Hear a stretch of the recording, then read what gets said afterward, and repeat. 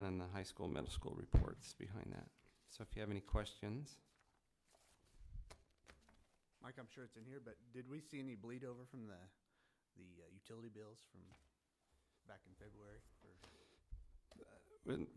We do have $43,000 from our symmetry, and I think Scott's going to talk about that in his stuff a little bit, but our normal bill's around $8,000. Yeah, I've got some details for you on that. That just we make you happy. And then, of course, we're already moving down the highway with the increased expenses for the electricity. Is it the $46,000? Yeah. But we're spreading that out over 12 months, $3,600 a month, on the electricity. So that's just a bad month is what that is. I mean, that didn't really hurt us that much. The gas is very similar, but we've got options to take. We have to choose an option to move forward on that, and I'll detail that here in a little bit for you. Any more questions? If not, I'll entertain a motion to approve the financials at $628,999.76. So moved. Ryan? Second. Sean? Moved and seconded to approve the financials. All those in favor say aye. Aye. Opposed? All right, no public patron concerns. We'll move to administrative reports and Dr. Myers. All righty. First thing, on Thursday, we will be holding our interviews for the Wiley Elementary School principal. Mr. Jones and Mr. Peterson are representing the board for that event. Then Ms. Tyne and Jackie Stapp, and then myself will be involved in this. It takes place in the afternoon on Thursday, 1 o'clock, 2:30, 4 o'clock. I was very pleased with our candidate pool, very pleased. We had 10 good applications, and so it was nice to be able to pull it down to, I'd chosen 5 people to look at, and one of the people had already accepted a position, so we're interviewing 3. They all have experience as far as, years of experience in the elementary world, particularly the younger elementary world. So that's an exciting piece. Later I'll bring that back up in my report here in just a second as well. Second thing to talk to you about, you have on your, in front of your materials, a handout or a rendering, if you will, a picture of the city. I've been approached by, the city is looking to get a matching grant. Sam, is that from the state, or who is that matching grant? You remember off the top of your head? No. The funding source? Okay, Department of Transportation, okay. And so what they're looking, everybody's, trying to figure out the flow of traffic, just like we tried to figure out the flow of traffic up at the middle school, high school complex. It comes down to, we have a lot of people trying to fill in a lot of spots at the same time every day. So if you take a look at this, what they're proposing over, you can look at this properly, I hope, over the far left-hand side, that's the intersection that across from Ron's and Wiley, okay? They're looking to put in some turn lanes, expand it out a little bit, just to help with the flow itself, with some dedicated turn lanes. Then over on the other piece where this really impacts us, because ultimately they would be wanting to utilize some district land coming off of Main, putting in a dedicated right-hand lane to get onto Jones, around that corner there. Just in the efforts to speed up the traffic. I will write a letter of support. I know Randy's already written a letter of support.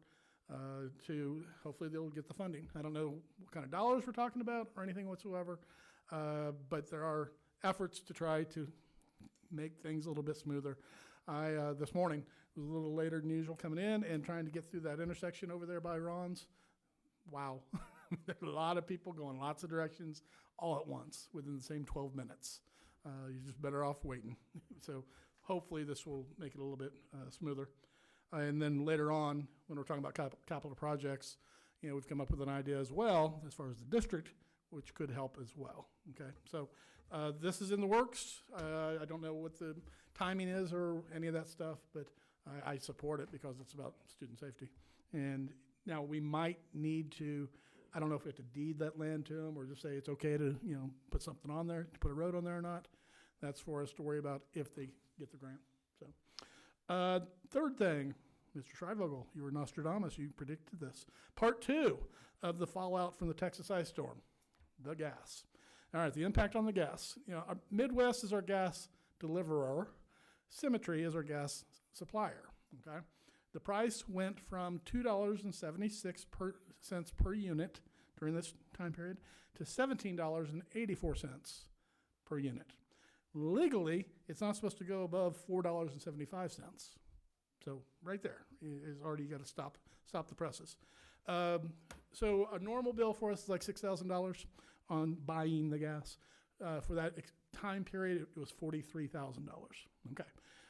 So KASB, because we're in the K-Jump group, it's a consortium to buy gas in bulk. Okay. KASB's recommendation is don't pay it, or don't pay it yet, and flat out don't pay more than the legal unit amount of $4.75. Okay, well, that's fine and dandy. Us to sit back and say, we're not going to pay you, and they're saying, you got to pay us. Because ultimately, they can say, well, you don't get any more gas. Okay? So, there are options to be had here. One is, we could pay it in full and receive a 5% discount straight out. So, we could cut the check and save us, whatever that'd be, about $2,000, and pay it out. Or, we could spread the payments out over a 6-month period at no discount. Or, third one, is join the lawsuit that KASB is heading up for the member schools. They had a meeting last Friday, and 75% of the districts are going that way. This is a board choice. I'm looking, given the fact that we're going to hire a principal this week, I hope, I'm going to propose to Matt to have a special board meeting either Friday or Monday. 2 items on it. One is to hire a principal. The other is to make this decision. Because if we choose to jump into the lawsuit, we have to have an engagement letter with them and send it to them. It's not free. It'll be $400 to $1,650, all depending on our FTE. So the biggest districts will pay more, the smaller districts will pay less. All depends on our FTE, the FTE fee structure that they develop.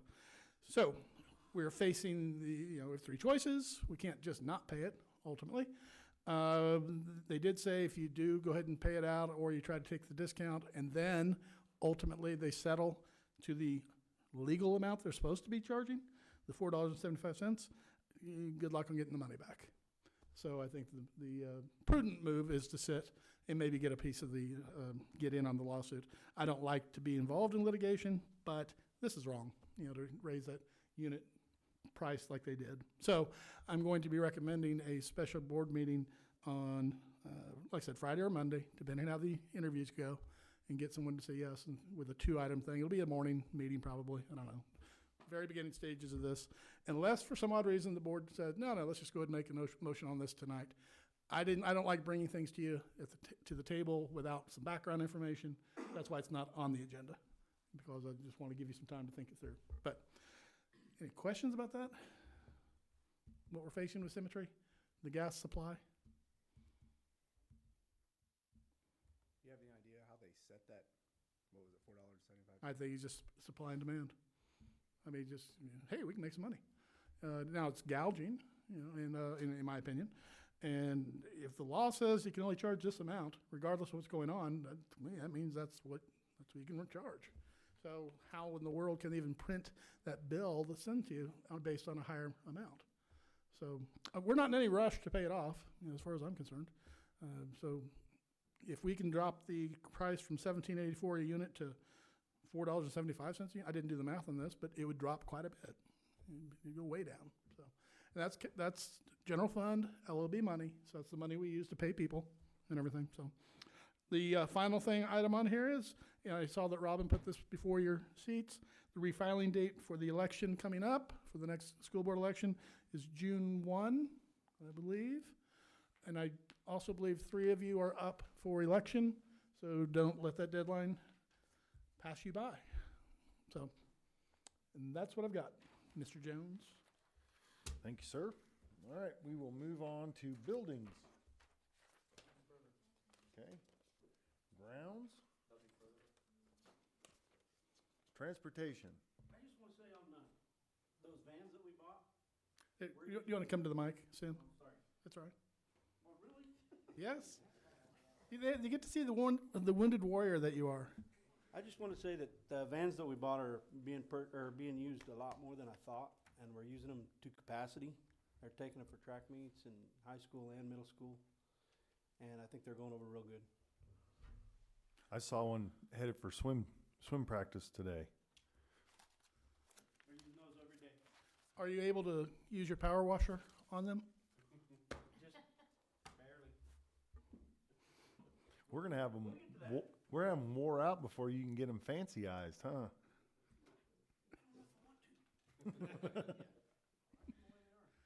All right, let's move to principals. Mrs. Novak.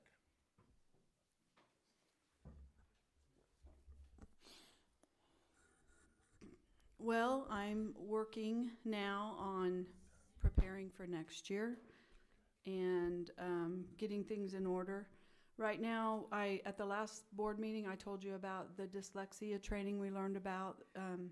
There's a program called Sunday. It's with Orton Gillingham, which is a program that helps with dyslexia that Jackie Stapp is looking into for an intervention program. We also are looking at a program called Pebble Go. That's a good research. It pops up animals. You can hear the animals, what they sound like, and do all kinds of research based on this program. And then Pathways Training, we'll have that for any new teachers we have. And then I'm putting together a spreadsheet of all the technology we have in our classroom so that all of that is together and make sure all the pieces are working and replacing those pieces that don't work. Lance and I are talking about a tree on Wiley Elementary. Is going to get a bid on maybe getting that tree knocked out so the preschoolers can play in an area. It's at the front of the building in the fenced-in area to the south. They play, but the roots are popping up really bad, and it needs some grooming. And that's about it. Thank you. Okay, before we go to Mrs. Tyne, let's go back and is there anything new in food services? Okay. Mr. Ackerman, do you have anything to add? I think he's good. Okay, so now we'll move to Mrs. Tyne. Good catch. Ryan got it. Good catch. So this week we are getting ready to start with state assessments. We kick it off with 5th grade science this week, and then from here through the rest of April we get pretty busy with every grade level testing. So we have those schedules all ready to go. And that's quite a process to make sure we have the accommodations ready. We have somebody for all the small groups and things like that, but I believe we're ready to go with that. So it's hard to believe in the short time that we have left of school, we still have all of these state assessments that we'll be wrapping up. So seems like a short time period for that. And then just a couple of additions that you might notice as you drive around Holcomb Elementary. We purchased 3 picnic tables that are sitting out back here, kind of up next to the building. So we're hoping to use those for outdoor learning or also for like if kids eat outside one day, we could do that. So pretty nice, heavy duty. They won't blow away, which is nice. And then also at the front, at our front entrance, I would really like to highlight that entrance so people know that is where you enter Holcomb Elementary. We get a lot of people that still try to enter through the 5th grade entrance because it looks like the entrance. So anyway, we have a couple of benches there.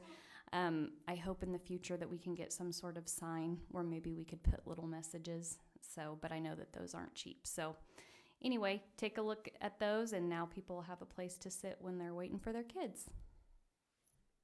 All right, thank you. All right, Mr. Helton.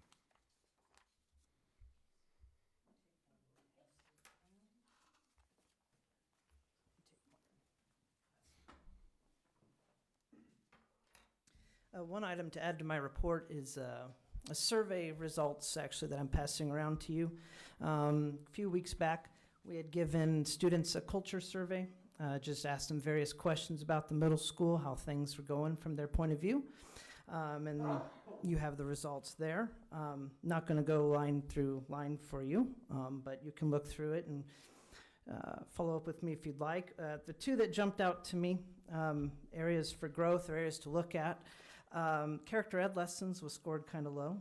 71% agreed that they found them valuable, but that's a quarter that don't. So further conversations with kids was sometimes it was a matter of they wanted to go deeper into a conversation, whatever the topic was that week, and maybe the teacher didn't deem the rest of the class was ready for that or something. So it wasn't necessarily that they don't like the lesson, it's just that maybe they didn't like the depth they went into it.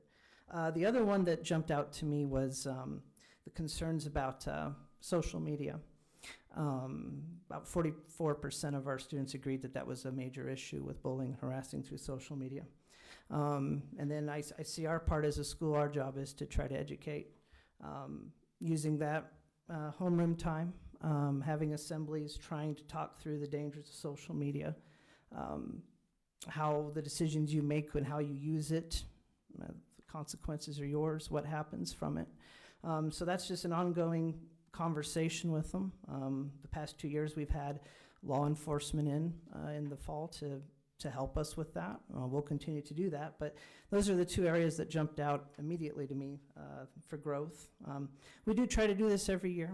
I don't think I had shared it with you before, but I thought I should share it with you. And I know going forward, it'd probably be more helpful if I did a different one per grade level, because this is 209 responses on there, but it's not broken down by grade level. So it's kind of difficult to pinpoint. Maybe one grade has a bigger issue than another in a certain area. So I look to do that going into next year. Thank you. All right. Thank you, Mr. Helton. Okay, Mr. Johnson. Just a couple things to add. First thing, we'll have a formal presentation in May from Mrs. Sullivan.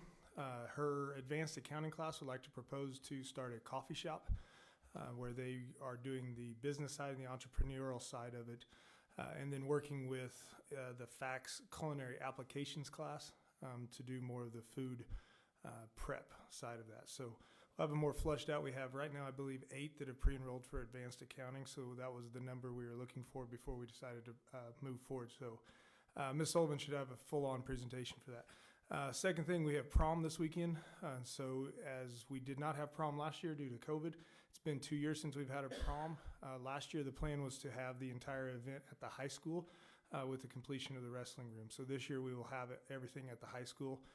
Promenade will start at 8 p.m. in the auditorium, and then the dance will start at 9 o'clock in the wrestling room. So far, the junior class sponsors were able to get in there, and the help of Tom and his crew were able to get some things put away and set up so that we could get to decorating down in the wrestling room this week. So we won't have to invade the elementary school for the dance. We get to have everything at the high school. And then, of course, the after prom is going to be at the high school, also in the gym and the commons. So fully functional event at the high school with all of our events. So if you're more than welcome to come out to the promenade, again, that'll be at 8 p.m. in the auditorium. Thank you.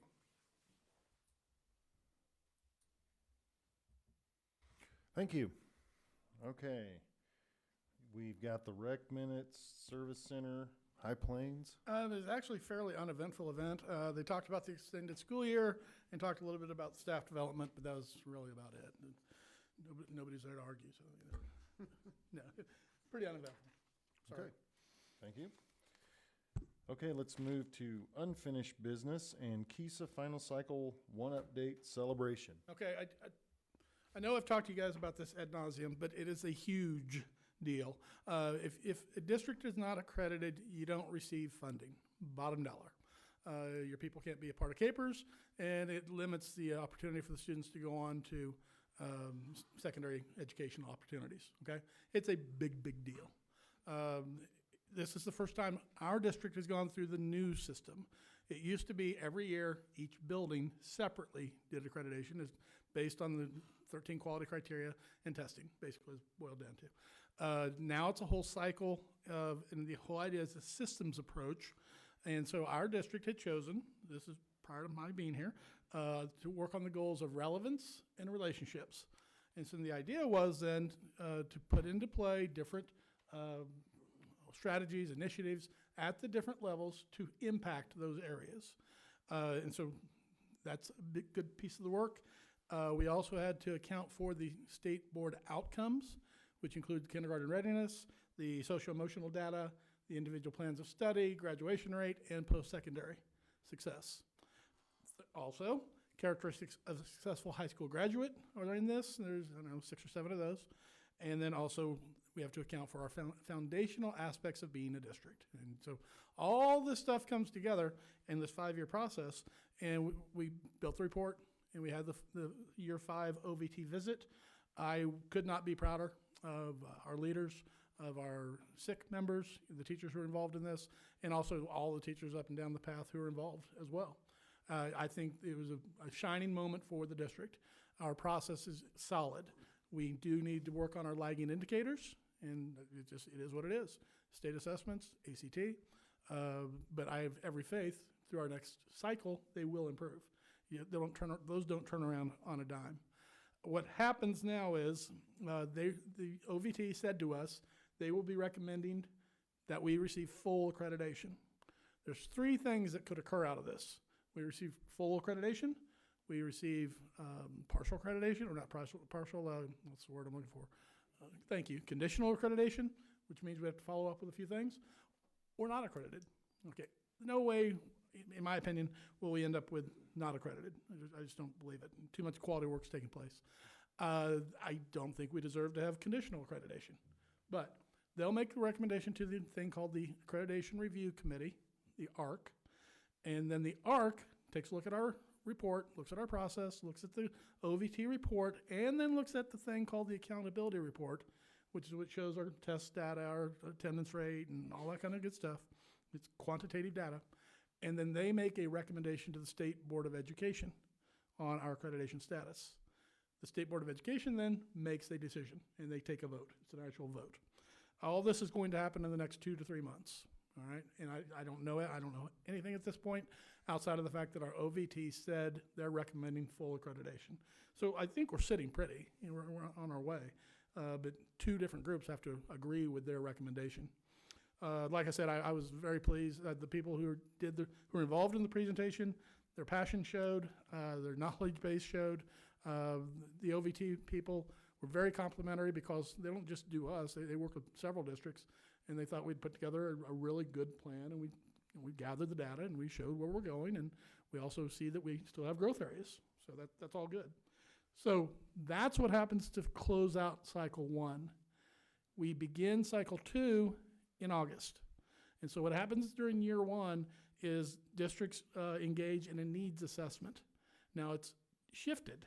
It used to just be the 5 R's, and the 4 R's plus results, and that's where you did your goal work, okay? Now it's much wider than that. It could be those, or it could be the state board outcomes. It could be successful high school graduate. It could be a combination therein. I mean, all sorts of different things. But we'll have a pretty didactic approach to doing a needs assessment, and the entire greater educational community gets involved in this. And then, so by the end of year 1, or when we have our first OVT visit, by that time, we've been before the board multiple times. And we say, here's what we really think we need to, here's what our data says, here's what our people say. So we really need to be concentrating on to move the needle on our lagging indicators, and then jump in and start the cycle, which once again, it's another 5-year cycle. So we are, took a breath, and now we're getting ready to start up again. So that was, it is actually a pretty emotional day, frankly, it was, because after all this good hard work that took place, it culminated in this, I thought, of a celebration. We'll see if the state board agrees. But it is what it is. I mean, it's out of our hands now. The ball's in the air. Game's on. So any questions about the process or any of the specifics? I mean, the principals are ready if you want to ask a question about any of the goal work that was done and what we saw with our data. I mean, anything at all. Or we can just celebrate it and move on. Great job, everyone. All right, we will move to remote learning for 2021-2022. Okay, if you'll recall, there was no requirement to do this whatsoever, but as a district, we chose to embrace the concept of providing remote learning K-12 for those families who felt, just not comfortable enough coming to school due to COVID issues, okay? Then also we have students come in and out of learning opportunities because of quarantine. But this is really more about the first group of people I was talking about. So families made a choice. We built, remember we had the parent compact and all those different things. People had to do what they're supposed to do, okay? We had some people we invited back to school because they just weren't doing much. And then we had some people who really came along and said, I really would like to go to remote. Kind of a 50-50 exchange on some of that. And as we've worked through the year trying to figure out, well, how can we best meet the needs of all of our student body, it comes down to, do we offer remote learning or not next year? Nothing says we have to. In fact, legislation's coming through saying you have to have in-person learning. Well, we've got in-person learning. I mean, we're doing that. So do we want to embrace the concept of providing remote learning? Do we think it's what's best for our kids? And at the same time, do we think whatever it is we're doing there, it does tax the brick and mortar system? Because they have finite amount of finances to use, finite amount of people to use, and to try to teach a brick and mortar classroom while we've got a remote kid zooming in on us, it's difficult. It's just difficult. I think our people have done very well. They've worked mightily at it. But once again, we're facing a decision for next year. The admin team have worked long and hard on this, working with the teachers, looking at data, looking at not just it feels this way, actually trying to come down to a well thought out recommendation to the board on moving forward for next year. And at this point in time, my recommendation to the board is going to be to approve offering remote learning at the high school and middle school. That's it. Not offering at the elementary school. Now, we don't have to make a final decision on this tonight, but I really think you need to make a final decision on this by the end of the school year. That means we have our next board meeting, official regular board meeting, May 10th. So this could be tabled, discuss it tonight, and then come back a month from now and make that decision. But educationally, come to terms with the fact it's just not what we want for our kids, particularly in 5th grade and below. The stressors at home, the supports that need to be in place. Then on top of that, what it does into the building itself. High school level, kids can drive. We've had success at the high school level. Jury's a little out still in the middle school, but I would recommend that we could offer it, and then we work with the individual families. So, what questions may I answer? So, if these kids chose to go remote next year, would they be allowed to be involved in sports and things like that? That would be a decision that would need to be made. At the time we decide if we're going to do it, or later on, or You can do it later on. And nothing says you have to do it right now. And what we'd do is we look at what we did this last year. Is that what we want to continue doing? Type thing. I do believe it's important for people to be involved in activities, but if the driver is that I don't feel comfortable being at school because of potential COVID issues, it makes no sense that it's okay for me to be at practice then.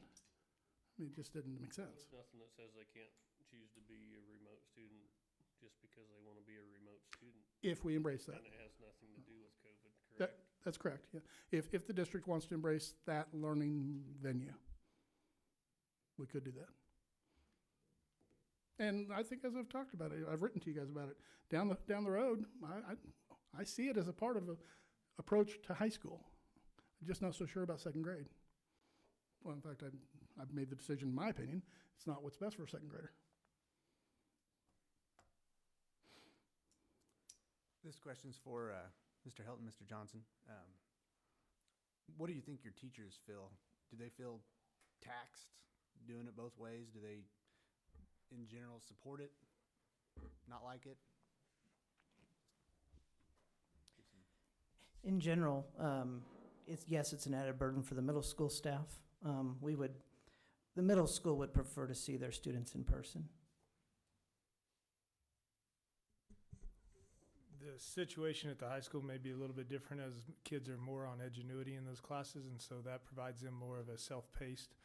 As we've talked through the opportunities for next year, If they're choosing remote, we're probably looking at them being more on Edgenuity for 7 classes, almost mirroring what a virtual school might provide. Right now, we only have 3 classrooms that I know of that have students zooming in, so they leave their Zoom room open all day and kids jump in at the appropriate time. It is a little bit more taxing is an appropriate word, but it's not impossible. So it's just a matter of making sure that they're getting back around to their Chromebook becomes another student that they have to go check on. So instead of walking out to a student at a desk, they're coming back to their computer to check on said students. So having them in a blended environment where they're zooming into the class for remote learning is a little bit more difficult than if it was just truly more like a virtual school where they're on an Edgenuity class and working a little bit more on their own. And along those lines, we are looking at the concept of possibly pursuing a virtual school, but the timing on that is that if the deadline's February for the following year. So I mean, we're well past the deadline if we were trying to launch that for next year. That'd be work that we'd launch it in July, to head toward the next year. Thank you.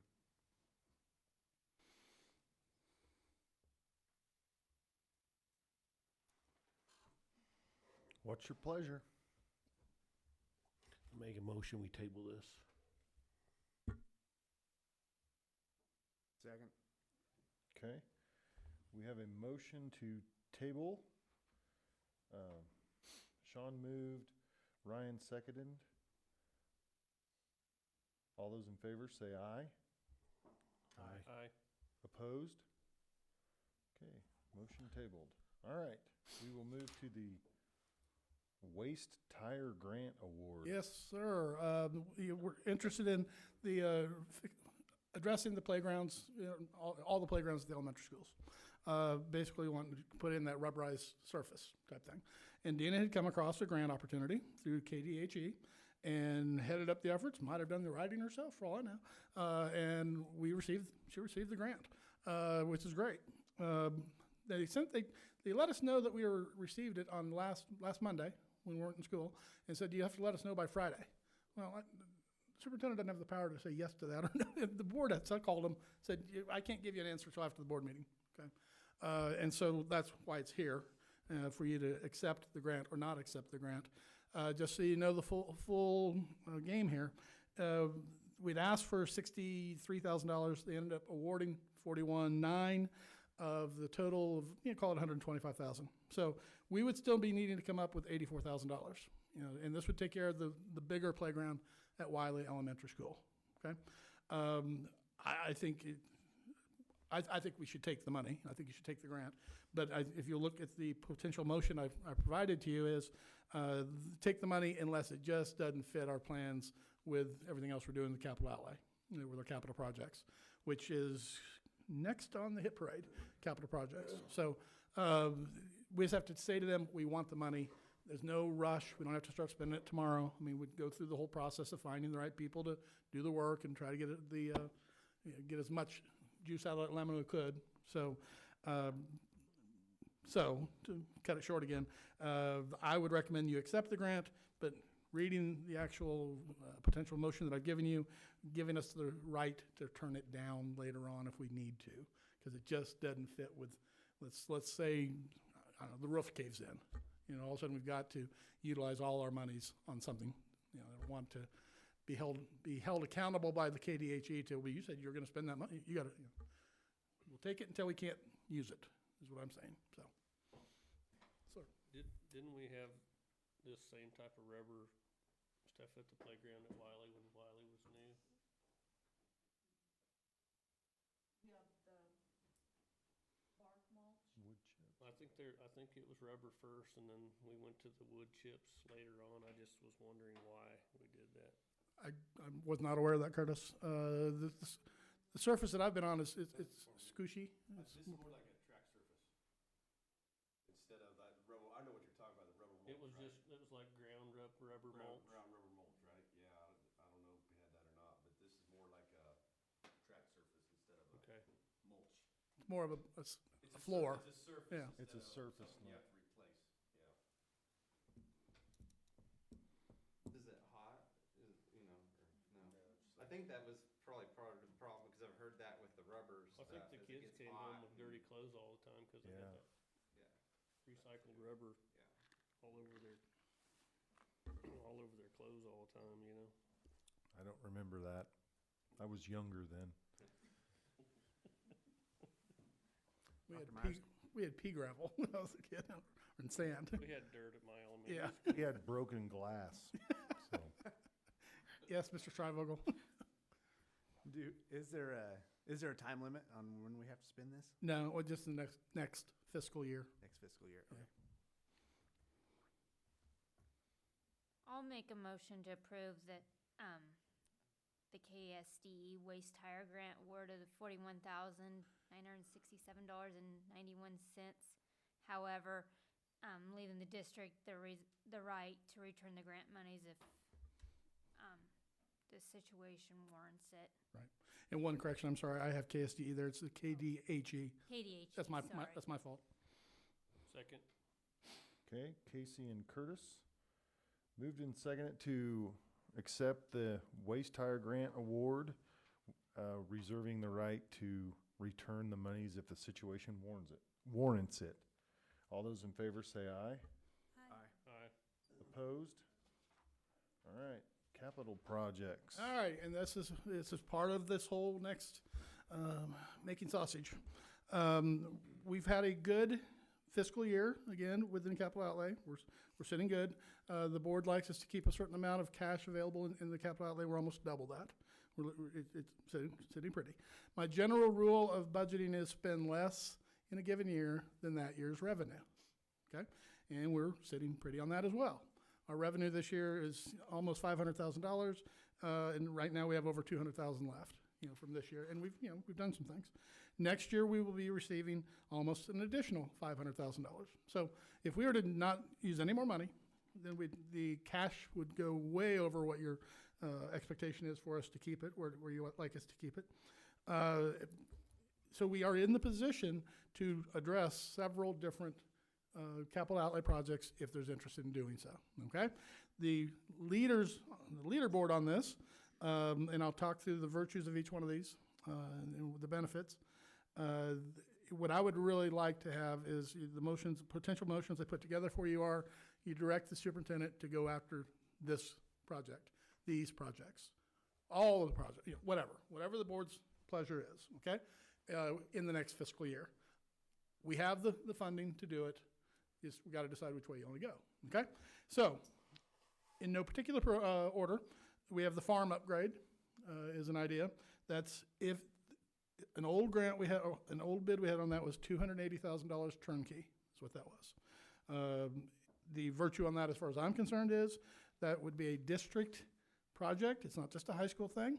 I think I'm a true believer in project-based learning, and I think there's no better way to teach success skills than taking care of animals. So I would love to have second graders up there taking care of bunnies. I think that'd be a great project for them. Third graders have a goat. Fourth graders have a pig. Whatever it is. And from K-12, we're using that space to really learn about the husbandry skills, but also the success skills of you got to feed the cows. Cows got to eat. Somebody told me once. So that's on the list. The WS playground, that's on the list.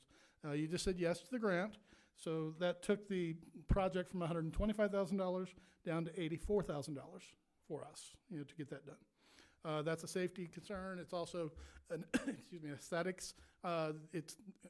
I'm sorry I didn't explain to you previously. It's not the ground mulch, rubber mulch.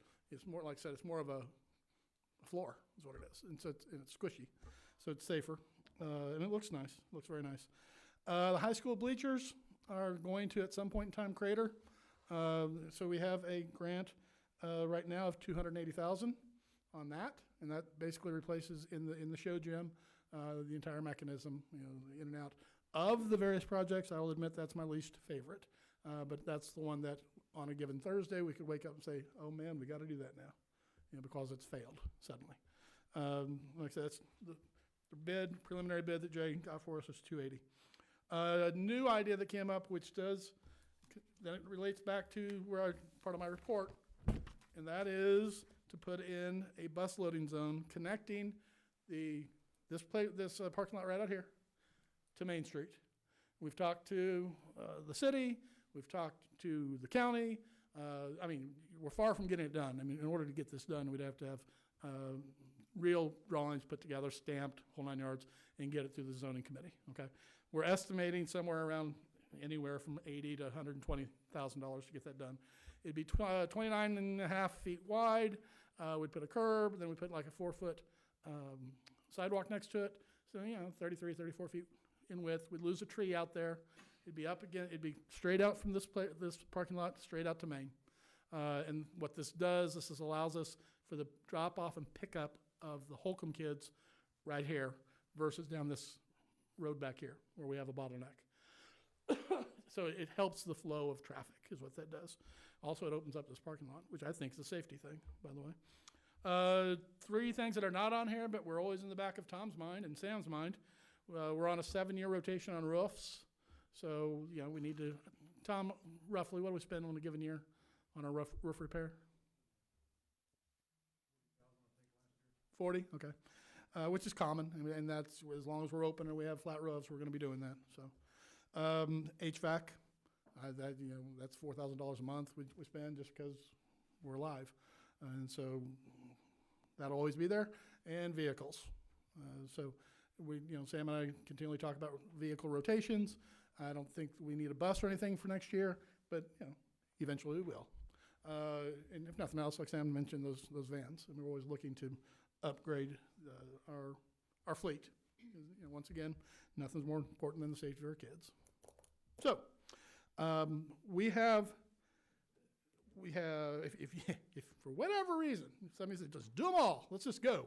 That'd be 764 all in. We actually have the money, we have the budget authority, we could do that. I don't recommend that. But just so you know, we have the cushion, we're fine. So it's an eye of the beholder, which we do first, second, or third. I'm most interested in the farm upgrade, playground, and then the bus lane, if I were king of the world, if I got to vote. But that I don't get to do. So, questions, comments, concerns? Okay, I do know the bleachers are past 5 years. Gene was here when that thing about didn't open up. Yeah, when they redid all the rollers and all that stuff.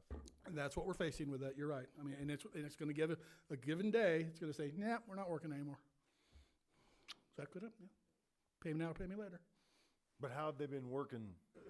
So, I mean, Home side, okay, but the visitor side's terrible. Every 3 times we take them in and out, we gotta go in there by hand and push them and straighten them.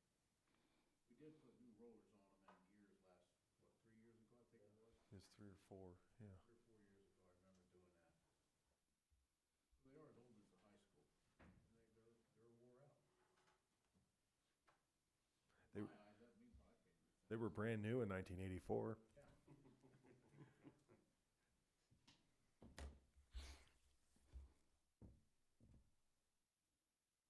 If you can move all these shells around as much as you want.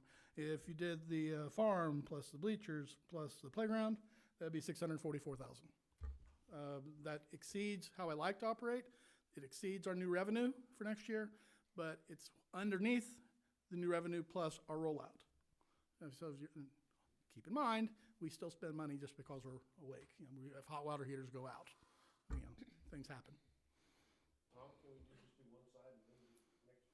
Yeah, I'm cut it either way. I mean, I think thought process. Can we do that, Jerry? Sure. So you got a bid? 100,000 on one side. But you say the visitor side's the worst one, but we wouldn't be replacing it first if we did part of it. West side, whatever, that's not the home side, is it? Okay, to be the visitor side. The side where all the Holcomb Legacy sign. We're the bench side, scores table side. Right.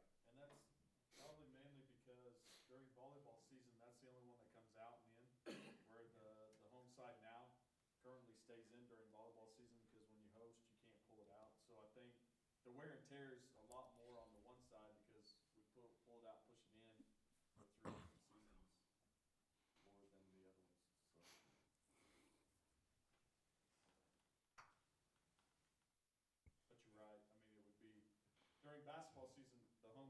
new side would be the visitor side. Yeah, But during volleyball season, that is the home side right. on the two. And during track season, it's not that. They'll just be like, these Holcomb people are so nice. They fixed our stands and not theirs. You also gotta remember too, if you wait, for both sides, the other side's gonna go up in price too. Yeah. Materials just going skyrocketed, it's crazy. Tom. Oh, yeah. If you want me to go up there, I can. How old are the bids that we have on the bleachers? Not even a month old, are they, Jerry? The what? How old are the bids that we have on the bleachers? About 3 weeks ago, Okay. as we got the updated, where they actually gave us the bid. The guy came out, right after Christmas break, and kind of is going back and forth with us about, what we'd like to see seating wise and stuff like that. To do the very high class would be almost double from what the bid is. But that's taking down some of the seat back chairs on the very outside corners where we usually put like student sections. They wouldn't have the seat back chairs, and the visitor side doesn't have the nice seat back chairs the way that the home side would have. So it cut it down, plus that expanded how many people we could put in. But part of the problem when we're really looking at some of the seating is we got to keep the seating around that 1,200 range if we want to be able to host like sub-state basketballs and some of those. That's Acacia, their mark is around that 12 to 1,500 range. So we were able to kind of keep it there if we condense down the visitor side a little bit more than what the home side is as far as the seat back. And it also was working with our band. Our band's really starting to grow. Being able to have a cutout where the trap set and stuff can be down on the floor and it not having to be back up at the top on that one section. So, and it adds in handicap cutouts on both sides that we definitely needed if we upgrade. I just know that COVID's got availability of materials is way backlogged, and the price of everything material-wise has skyrocketed. I mean, I think the sheet OSB right now is over $35, and last year it was like $8. Yeah. $39 to be exact. I know that all the materials that we're currently ordering where I work, we're like 8 to 12 week lead times on things when we're normally like, you order it and we'll be shipping it tomorrow. Yeah, they're not talking to us at all about a time frame, that's for sure. They just gave us they gave us a general bid. Manufacturers won't bid it out until we have everything completely set the way we want it to, because they don't want to have to generate like 4 bids going back. So we had to go back and forth with this guy. I probably had 8 conversations with him on the specifics of that stuff before they'd actually send it to the manufacturer to actually get a solid bid on it with it.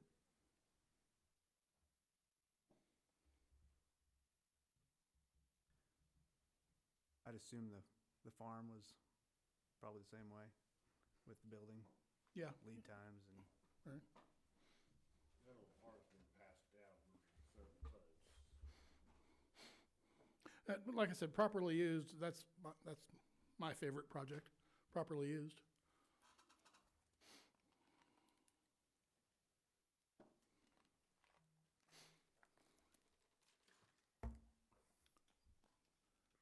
I can make recommendations, or you can. Mr. President, Yes, sir. I recommend we address the farm upgrade, the high school bleachers, and then the Wiley Elementary playgrounds in that order. Second it. Okay. All right. So it has been moved and seconded to address the farm, then the playground, or was it then the stand, then the bleachers, and then the playgrounds?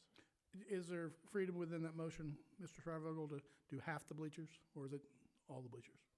Yeah, half would be acceptable. Okay. whatever the money will bear, okay. Okay. So it's been moved and seconded. All those in favor say aye. Aye. Opposed? Okay. All right. We'll move to new business. Resolution of intent to non-renew, we're gonna table. Do I need a motion to table that? Nope.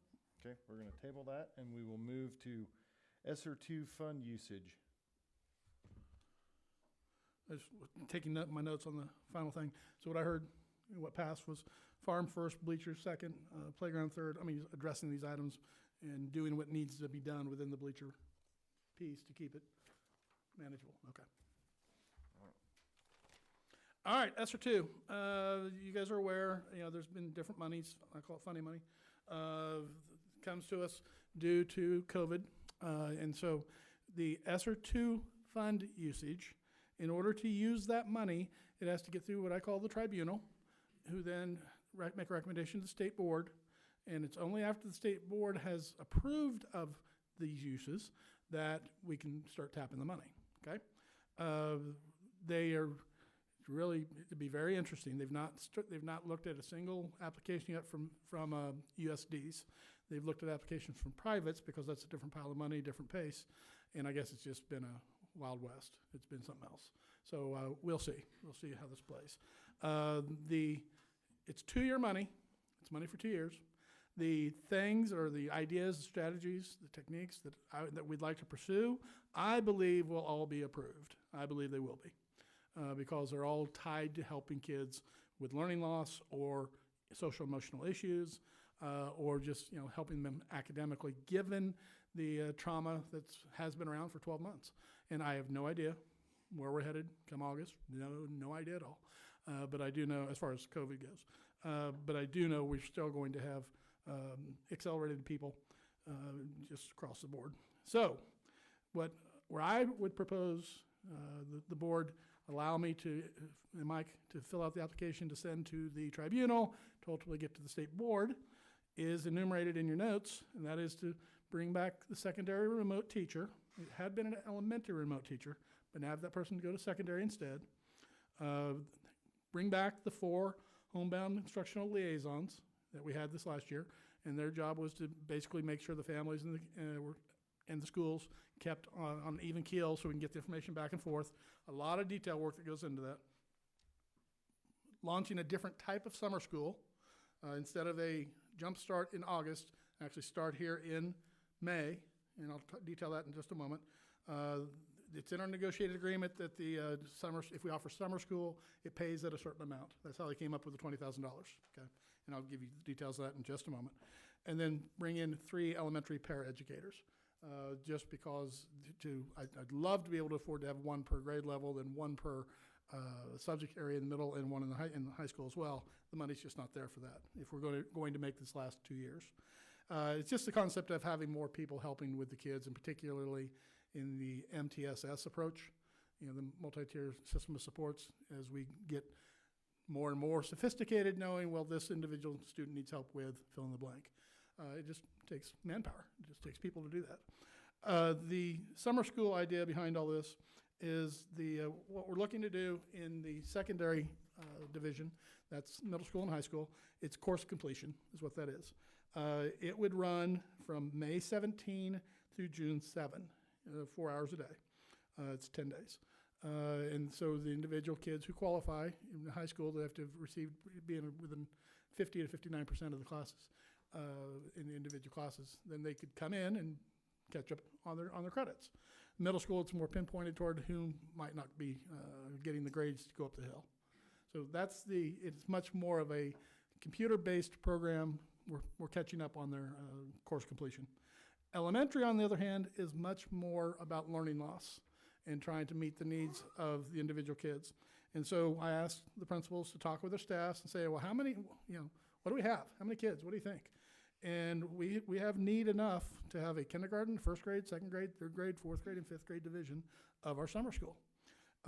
Within that, there are 17 second graders who the teachers, due to data, say, we've had severe learning loss. We need to extend these opportunities. We have 19 fourth graders who need this. So in order to make this work, what I'm proposing is bringing on 11 people for summer school. It would be the 2 at the high school, 1 at the middle school, and then 1, 2, 3, 4, 5, 6, 7, 8 at the elementary world. And specifically in the elementary world, I'm not in favor, nor are my leaders, in drill and kill. That's not what it'll be. It'll be more experiential, tied to STEM, but also tied to the actual learning loss. But the first step on utilizing these monies is you have to embrace it. The board will say, okay, yeah, looks like a good idea, let's go.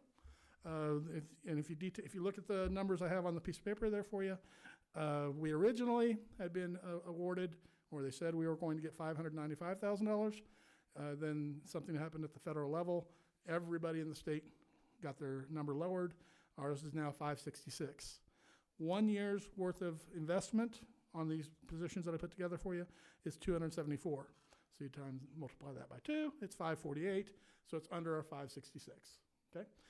This money has to be out the door by September 30th of 2023. I don't feel comfortable. I would not feel comfortable building a 1-year plan. It's a 2-year plan. Specific, and then also given the fact that the ESSER 3 money is being bantied about, it's coming, and what they say on that is we'll have time and a half of our ESSER 2 award.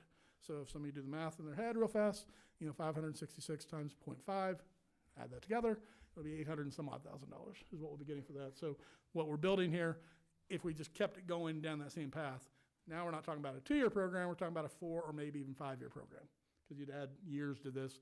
If you said, well, that's what we want to do. The frustrating thing is, once again, is you have to get it through the tribunal. I would say, when will we know exactly if it's, or nobody probably knows exactly when it will be accepted. So, I mean, are we even going to know we're going to get this money to do this? I think we've set this up in a way that these will be approved. Okay. Will they be approved before May 24th or May 17th?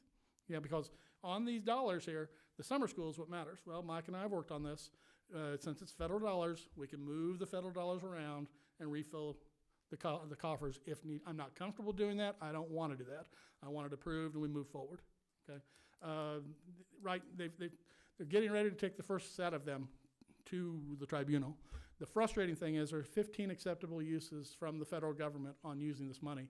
One of them includes air quality, HVAC flat out. But the State Department of Education is saying don't do that, kind of implying they're not going to approve that. I'm waiting for that to occur. I know of 2 districts in our league, that's where they're going. And I know of 2 superintendents who are ready to they got their guns loaded, because it's on the list of 15 items that can be approved from the federal government. And Kansas is saying, no, we think we know better. So we'll see. Now ours aren't that, this is, every last one of these things will be written from the standpoint of getting the kids back up to speed educationally and or making sure we're taking care of them socially, emotionally. So Casey, I wouldn't want to hold a gun to my head and say it will get approved, but I'm pretty sure we'll get approved on these. So I'm asking for you to recommend the board approve of pursuing state board approval for the use of the ESSER 2 funds as it's listed on this piece of paper. I'll make that motion. Casey? Second. Curtis? Moved and seconded to approve the pursuing state board approval for using ESSER 2 funds from our listed items. All those in favor say aye. Aye. Opposed? All right. Jag K Partnership Agreement. I will tell you just an aside, this is prime proof of nothing simple. This ESSER 2 money. And also, by the way, I heard today from the FEMA people finally, we didn't realize this, but we were, what'd they call it, Mike? We got the declaration or something like that on March 1st, which now the guy thinks the money will be coming to us mid-April to early May. If you remember, that was the $84,000 we put in for, to reimburse us for the various things. So principals, or lady principals, hold on, we're not quite there yet, but supposedly it's coming. So Jag K Partnership Agreement, this is just an annual thing that needs to take place if we want to keep the JAG program. I do. I think the JAG program is important. It's been, it helps our most at-risk students with success skills, basically. And then, and Amy, I think, does a nice job of getting the students into the program and then also following them, because you follow them a year after the program. But in order to do this, it needs to be approved by the board to enter into the partnership agreement with the investment of $11,000, which is what we paid last year. So I'd recommend that you keep that going. Matt, I'll make that motion to keep JAG going at the investment of $11,000. I second that. Jill and Sean. Moved and seconded to approve the partnership agreement with the Jag K program and with the investment of $11,000. All those in favor say aye. Aye. Opposed? All right, KASB dues and legal fees. This is just an annual event for you. There's no law that says that USCs have to be a member of the Kansas Association of School Boards. Last I knew, about 3 or 4 years ago, one district dropped out. Pretty much everybody's a member. And I think they provide quality services, particularly their legal services. But in order to get by their legal services, you have to be a member of the club itself. The fees for us to remain a part of them for next year for just the general membership renewal is $9,862. That's actually down from last year's amount. It's based on FTE. The legal assistance fund contract renewal is up by $200. So I mean, net effect, we're a little behind, but we utilize the if not weekly, every 2 weeks we're in contact with lawyers, and I don't see that dissipating given what's going on in society these days. So.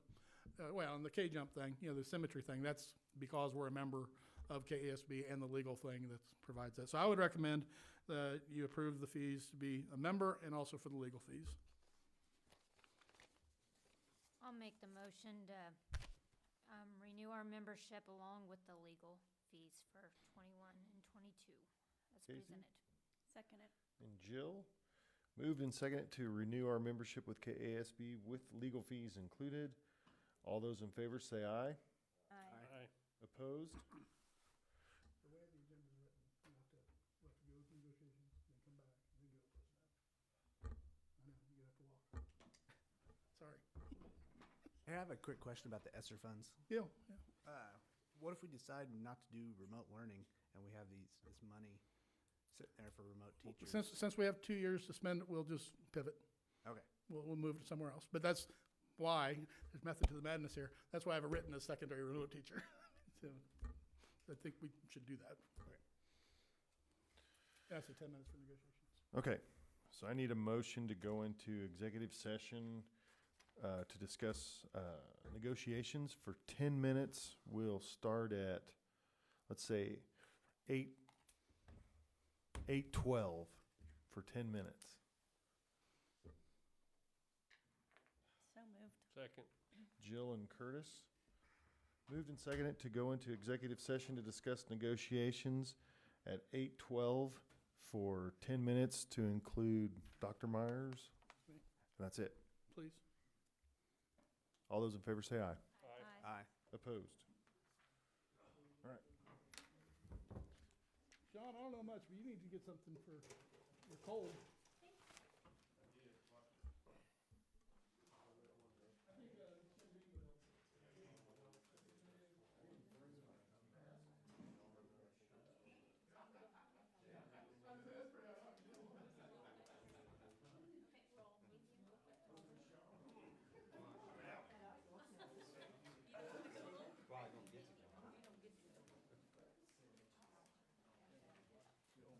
Me too. I hear ya.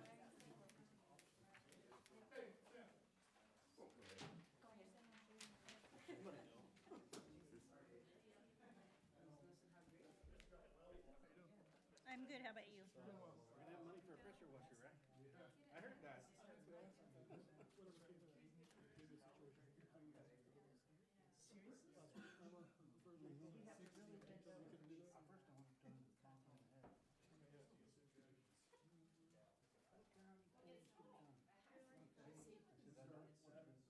Do anything like that in front of me again. Yeah, I know. I'll keep an eye on it. Thanks.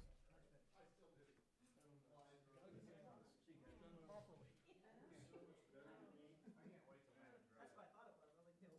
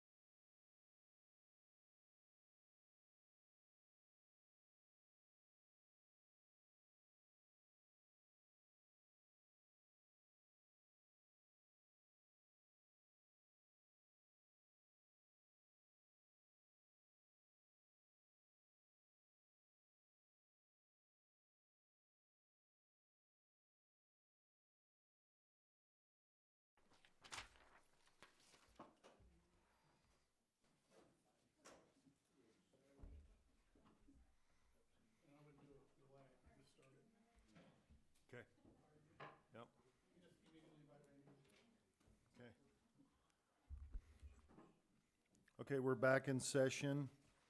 I need a motion to go back into executive session to discuss matters of non-elected personnel, to include Dr. Myers and any of the principals if needed. Let's go, we'll go in for right now for 15 minutes. So moved. Jill Second. and Ryan Shrivogel. Moved and seconded to go into executive session for 15 minutes. All those in favor say aye. Aye. Opposed? Let's do it.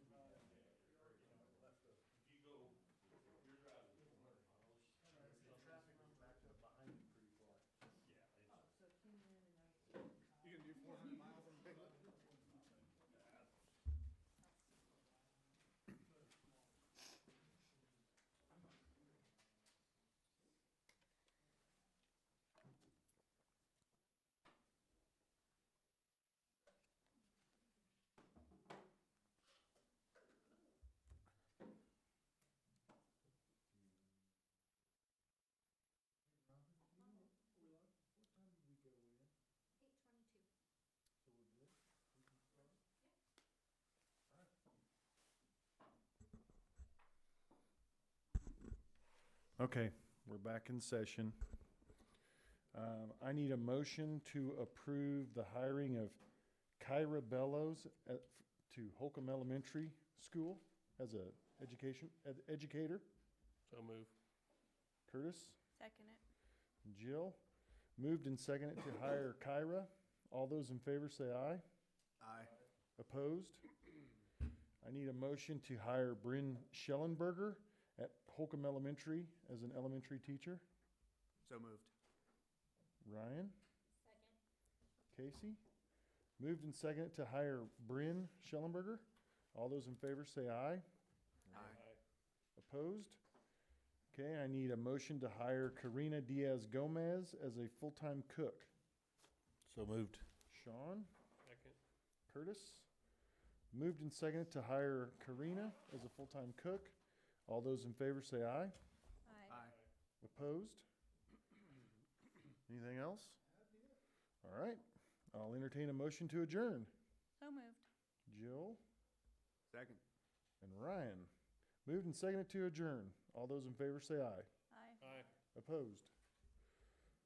Later.